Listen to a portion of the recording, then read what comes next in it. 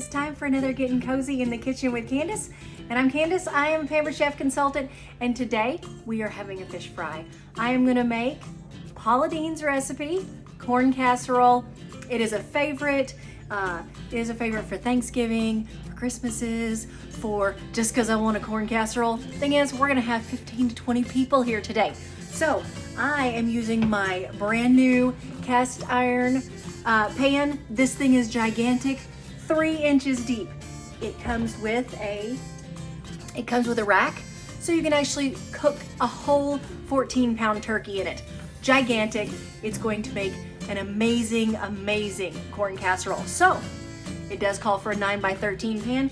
Obviously, this thing is way bigger than 9 by 13, so I have doubled the recipe. If you are interested in seeing it, Google it. It's the easiest recipe in the whole world, you guys. I've got everything already open back here. I'll show you real quick. Gonna use my brand new Pampered Chef 4-quart bowl.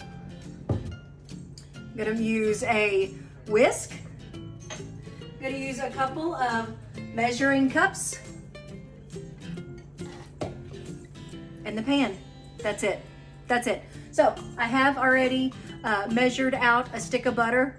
Recipe calls for half a stick. So I've got a whole stick of butter here melted. Don't worry, I already dropped it and spilled some of it and had to melt some more. That's okay, don't tell Mom.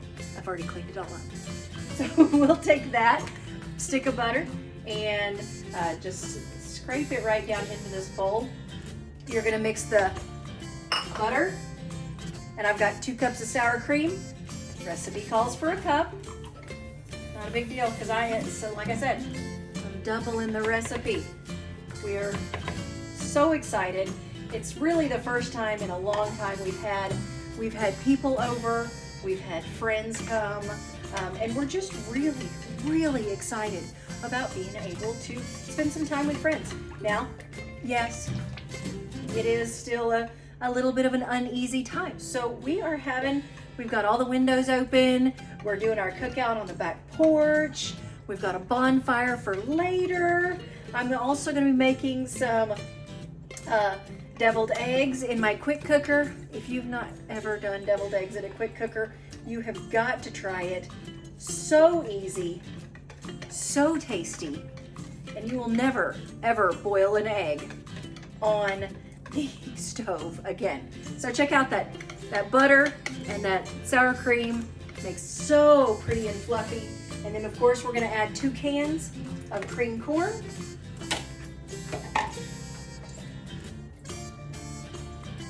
And I just use the cheap stuff. Now you can can your own cream corn.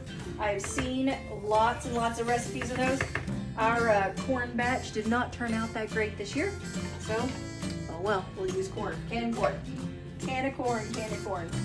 So we're gonna dump all of those in there. Oh, and I've forgotten my other can. Throw those in there real quick. And if y'all don't recycle your cans, you should. Now you're not gonna get a whole lot of money, if any money, for them, but look at that. Goes to the environment, makes things a little bit better in this world.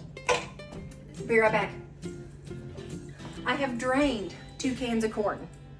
So this actual drainer will show you how much it is on the sides. The best part about this is this hangs. So cool. It'll hang there. You can do fruits in here and leave it in the sink. It just drains and holds for everything else. You could even have some dishes left in the sink. We never have dishes left in our sink. So we're gonna be putting that in there too. 2 cans or 2 boxes of corn muffin mix. Like I said, we got a lot going today, so I am making it easy. If you put both these cans of corn in there, or cans of muffin mix in there at the same time, it'll be a little bit difficult to stir it in. So the easiest way to do that is one at a time.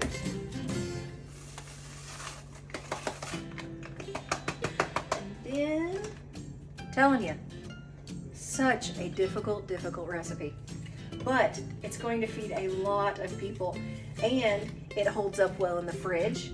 If you wanted to put them in little Ziploc bags, in quart Ziploc bags, put them in the freezer for later, you can bring them out. So, because the density and the thickness of this corn casserole, it's really, really nice, but it's also really, really cheesy. Check that out. I've got 3 cups of cheese to go in this thing. Recipe calls for per batch. Calls for 1 to 1.5 cups of cheese. I don't know anybody that doesn't love cheese. So I always had the max of cheese, and I might even sprinkle a little bit more on there. The cheese is usually for last. You can make this recipe as a crock pot, and then you'll just save the cheese to put in on top, probably the last 15 minutes of cooking. But in this recipe, it's going to go in. I'm going to cook this. It's going to stay out. I'm going to set it out. So like I said, we've got a lot more to do today. And then come back in. I'm gonna put the cheese on top, put it back in the oven, put it for another 15 to 20 minutes and serve it. So that's the way I like to do that one. This dish is excellent for serving. Yeah, it's a little bit heavy. There's one amazing thing about it. It goes in the dishwasher when you're done. It doesn't burn. Things just don't burn and stick to it. You don't need a scouring pad or anything like that. You won't. Back to our recipe. We're gonna add this corn in. Oh yeah, and all of these containers, of course, will go in the dishwasher because I hate hand washing. I do. Not a fan of hand washing anything at all. If you've noticed, I have not greased my pan. I'm not going to. I'm going to test this sucker out today and see what I can do. But it's not gonna stick, y'all. It's not. Fantastic. Doubled up on the recipe. But you can tweak this if you want to, and you can add jalapenos to it. You can probably put some onions in it, but you know, a good recipe is just a good recipe. That's just all there is to it. I don't know if y'all can see that. The bottom of this pan, look how amazing it is. It's got that ring on the bottom of it, so it doesn't slip, it doesn't skid, it doesn't go anywhere. They do make replacement rings with Pampered Chef items. Make replacement parts for almost all Pampered Chef items. So if you are missing a piece, then go on the website, type in what you're looking for. I bet you they'll have it. So check this out. How gorgeous is that? Just get that a nice smooth. And this is gonna go into the oven for, I'm gonna start about 30 minutes, but it typically takes almost an hour. So I'm gonna start at 30 minutes. I'm gonna check it, probably pull it out about 45 minutes. And then when I get ready to add that cheese, and get ready to heat it back up so that we can serve it, I'll put it back in for another 15 minutes. Is that not fantastic? All right. You thought I forgot about the cheese? Like I said, cheese is gonna go in last, and then you'll cook it for another 15 to 20 minutes. I'm gonna get this in the oven. I'll see you guys in a little bit. All right, guys, we are back, and I'm ready to pull this casserole out of the oven. It is gorgeous, it smells so good. Let's take a look.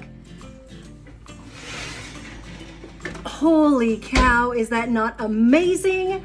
That is so awesome. It is not long till our company arrives. So I'm gonna take our 3 cups of shredded cheese and put that right up on top. And then I am gonna bake this for 15 more minutes. This is going to be so good. Y'all, if you enjoy my videos, like and share them. I'm on Facebook, Instagram, YouTube. I have a YouTube channel too. Cozy in the Kitchen with Candace. I love sharing all of my Pampered Chef items and tools and some really, really awesome recipes. Check out how gorgeous this is. It's gonna be so good tonight. Thank you so much. Have a wonderful day. Thanks for getting cozy in the kitchen with Candace.